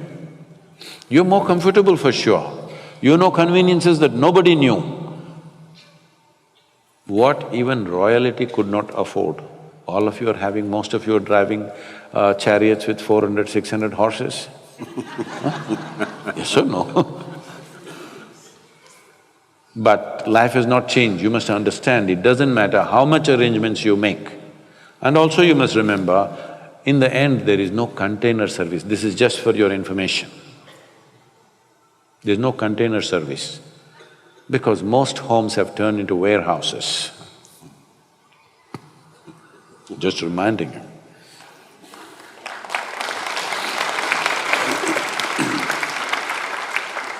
Where's our mic, roving mic gone? Right here. Well, I hope I don't sound silly asking this question. How do you think positively in circumstances or, external factors that are very negative? If I term it like that. I'll give you a specific No, don't. I situation. understand those situations. This is relevant to my question. I'm giving you a specific, situation here. For example, you find out that your mother or a close relative have been diagnosed with a, serious life-threatening disease. How do you cope? How do you think positive? How do you stay stable there? Thank you. I know when somebody dear to us, their life is threatened or something comes to them, injury, accident, disease, well, it will cause distress to yourself. But I want you to understand this.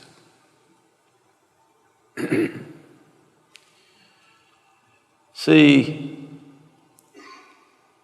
this is the nature of life. This is what I've been trying to remind you from the beginning in this last whatever hour and a half, that we need to understand this is a fragile happening, this life. Right now it's on. The design of this life is such, see, inhalation, exhalation, inhalation, exhalation, next inhalation did not happen, this is gone. Back to the pavilion. You did nothing wrong, you just stood there, but back to the pavilion many times, isn't it? No weird shot, nothing, simply, it just nicked by itself and went off. So this is the case, this is the nature of our existence. It is just that when somebody is dear to us, we get so emotionally wrapped by this. This is simply because you have only one or two or three or four people who are dear to you.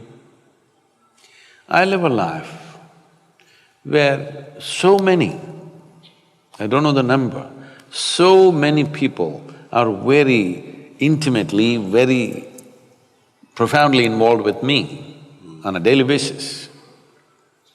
So in my life, how many people that are dear to me I have buried, don't ask me. It's happening all the time. All right?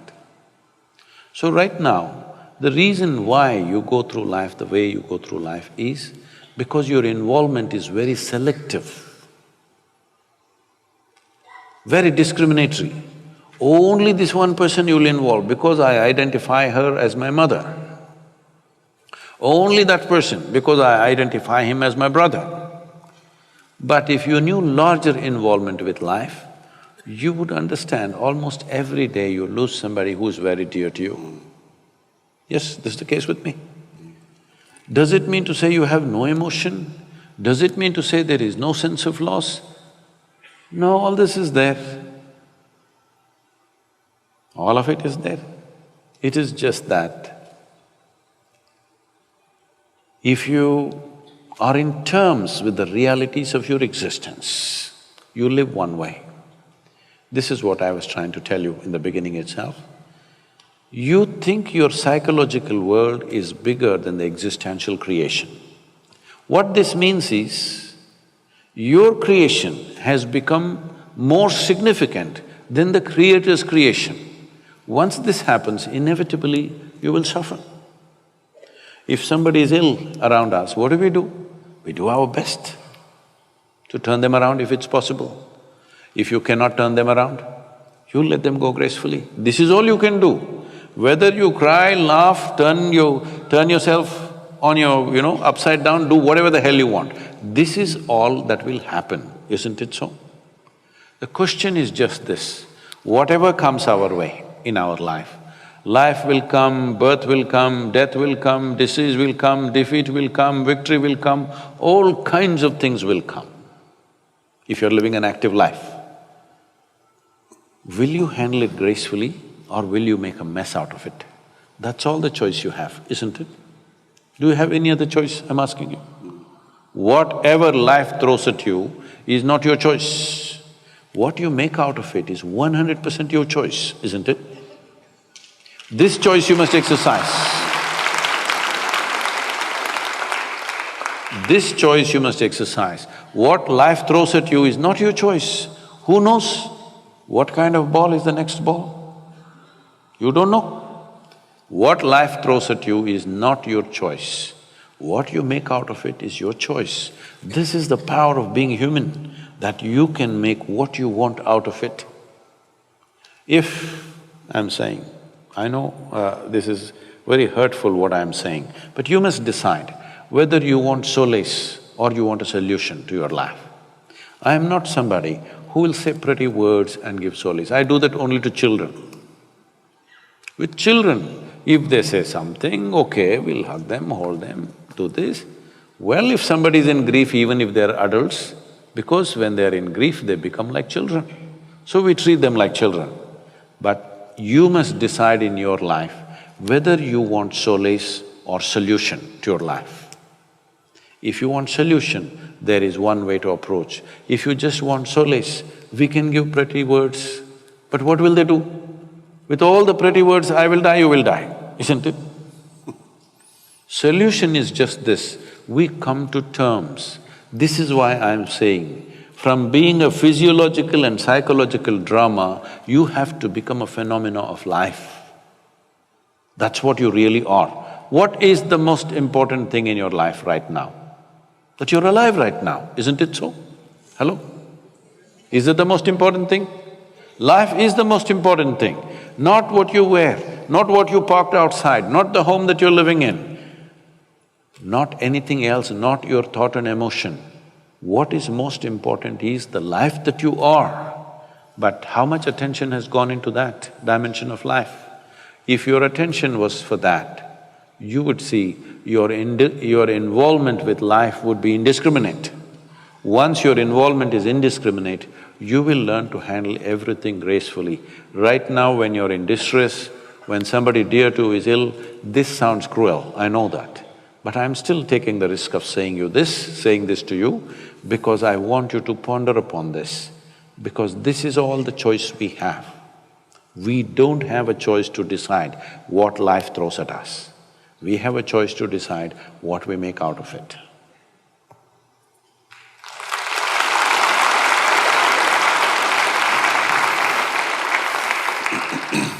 Isn't it? I think we've got time for another question.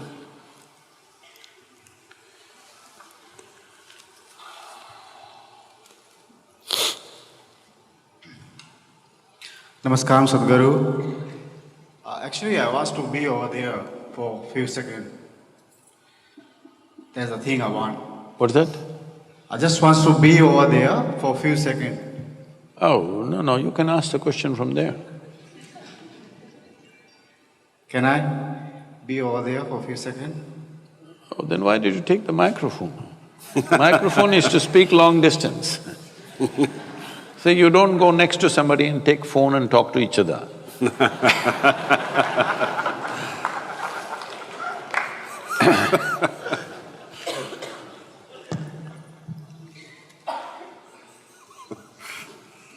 Please, somebody who has a question.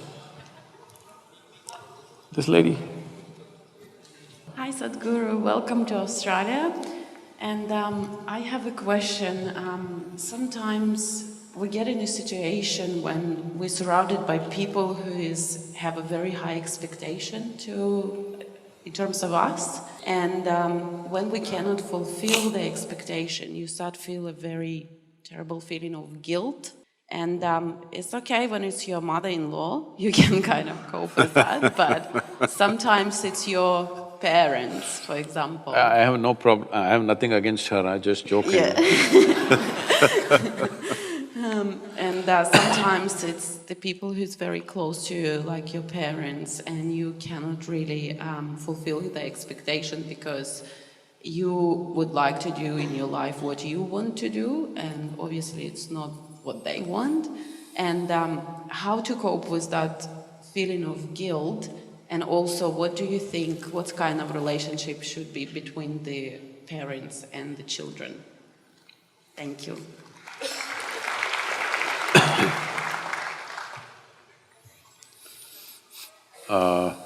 That reminds me of something. See, one thing is, it's not just between parents and children, just about every relationship, everywhere. People have all kinds of weird expectations. It's like this. A lady went to the butcher's shop and all this chicken which were hanging upside down, dressed chicken. Poor chicken, feathers are their dress. You rip it off and say they're dressed. So she went to this chicken and lifted one leg, smelled, wrinkled her nose, lifted a wing, wrinkled her nose, like this she was going from chicken to chicken. It was having an effect on the rest of the customers. So the butcher saw it's having an effect, so he went and tapped on her shoulder. She turned around. So he asked, "Ma'am, can you pass a test like that?"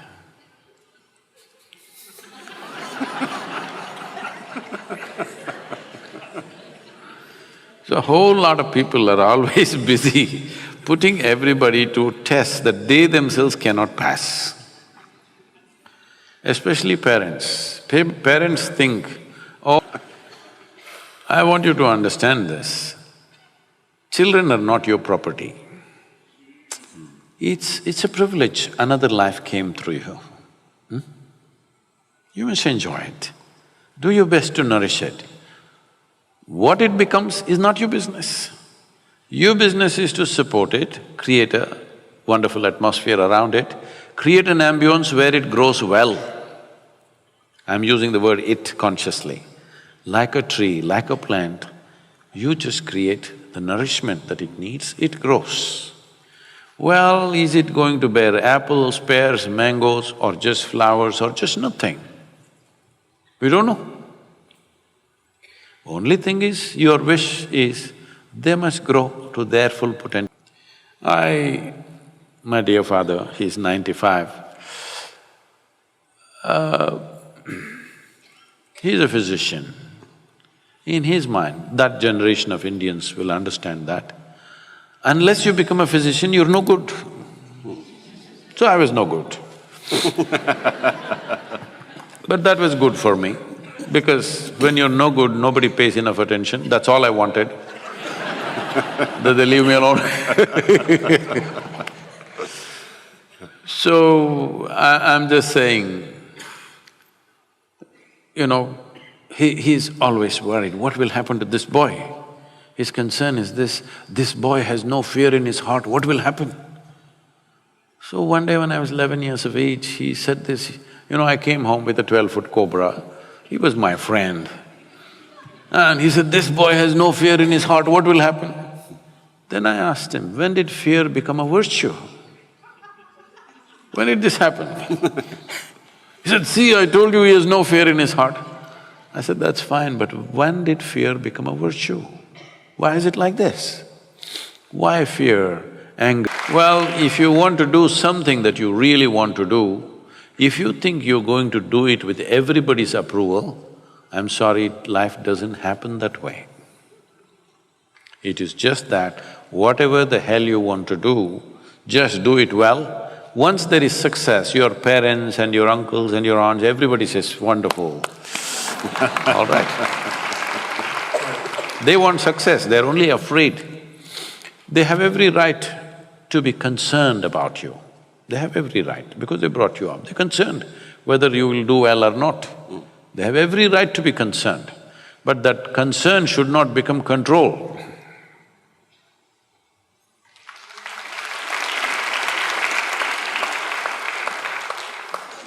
what event, decision, experience, or period has had the most profound impact on your life? You're asking Matt, right?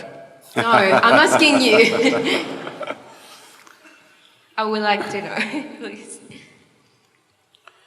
Oh, this has been spoken of many times, isn't it? Experience, influence. See, this is the only thing I did with my life. I was in the United States and this lady comes up to me and says, I've been doing yoga for over 35 years, nothing happened to me. You just went and sat on that rock. All this happened to you. Where is the damn rock?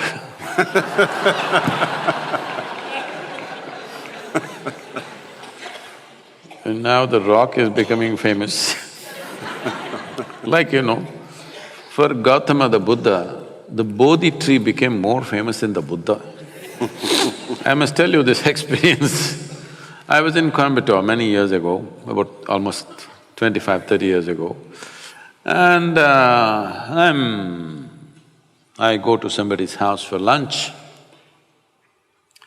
and this lady says, Sadhguru, I have a Bodhi tree in my backyard. I sit and meditate under that. Can you come and bless my tree? I say, please water the tree, I will bless you.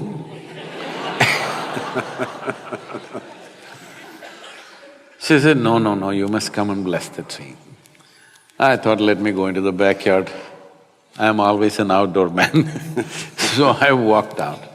Then I looked around, I did not see any Bodhi tree. There were 3 coconut trees. But I did not see any Bodhi tree. Then I asked her, where is the Bodhi tree? Then she takes me to one place. There is one stick which is about 6–7 feet tall with about 5 leaves. Under that she's put one stone plate and on which she sits and meditates under the Bodhi tree.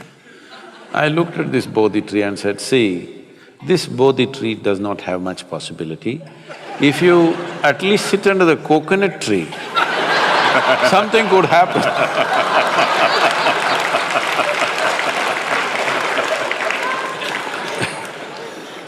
Under coconut tree, things happen. Because when you're in this state, what you need is a knock on your head.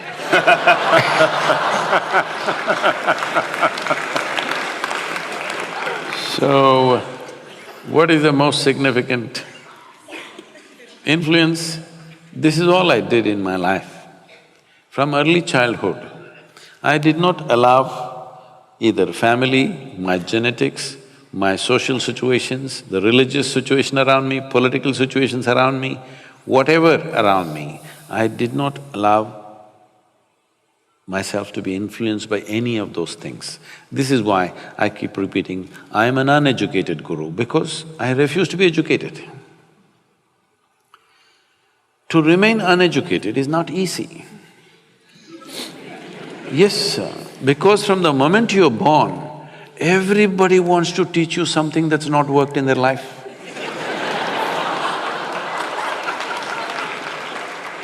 It's a compulsive need in adults the moment they see. When my daughter was 3.5 months old, I would drive alone with her all across India with my one hand on her, my right leg heavy. This is the time when I'm building Isha Foundation, I'm driving across the country. Every day I'm with a new family. Then I noticed everybody is desperate to teach something to her. I said, please, nobody teaches her anything. No ABC, no 1, 2, 3, no Mary had a little lamb. I don't want any of these things. Then people said, Sadhguru, you're not letting anybody teach anything. What will happen to this girl? This girl won't know even how to count her fingers. I said, I don't care if she cannot count her fingers. As long as she knows how to use her fingers, what do I care? She thinks this is a million, what's my problem? As long as she knows how to use her fingers. So, and I don't care whether Mary had a lamb or not. So, I said, nobody teach her anything. Because nobody is teaching her anything. See, it is by constantly looking down on the child, you know what is this, you know what is that, the child feels smaller and smaller and smaller. Because nobody spoke to her in those terms. She thought everybody is her friends. She's 2.5, 3 years, she thinks all the adults are her friends, she talks to them like they're her friends. By the time she's 18 months, she's fluently speaking 3 languages, very fluently. Because nobody's teaching her anything, she's all ears listening to everything around her. Well, I wouldn't have sent her to school, but my schedules and my travels didn't allow that. So I sent her to a school where there's least amount of schooling. One day she came back from school, she was around 13 years of age, and she was little upset about what happened in the school. Then she comes and tells me, "You're teaching everybody so many things, you're not teaching me anything." I said, "See, I'm not known to do anything unsolicited. Now that you have come, you sit down, we'll see." I said, "See, this is all you need to know. You never look up to anybody." She looked at me like this, "What about you?" kind of look. I said, "Especially me, because if you look up to me, you will miss it completely. What will you do? Maybe take my picture and nail it on your wall. That's all you will do. You got to see me the way I am. If you see me the way I am, every moment of my life, it'll be of great significance to you. If you look up to me, you will exaggerate. Never look up to anybody, never look down on anybody. This is all. Is that all? That is all."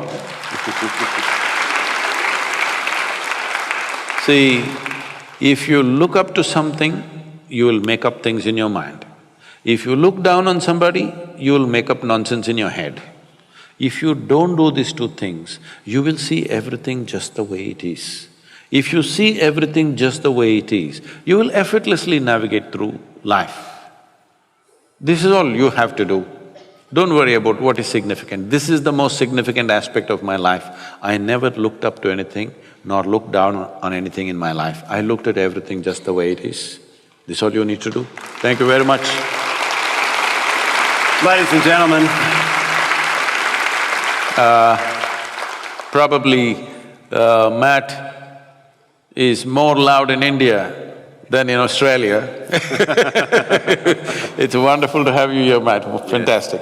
Thank you, sir. Thank you. It'd be very easy to listen to Sadhguruji all evening, but unfortunately we are out of time. So on behalf of us all, thank you for gracing our shores. You're a very special human being. Tell me, what should I tell the Tamil boys?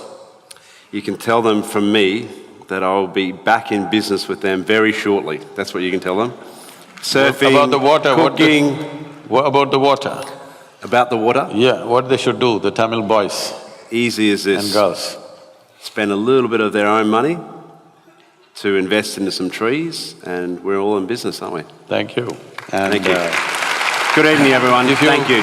If you don't know this, don't tell anybody. I make the best masala dosa in the world.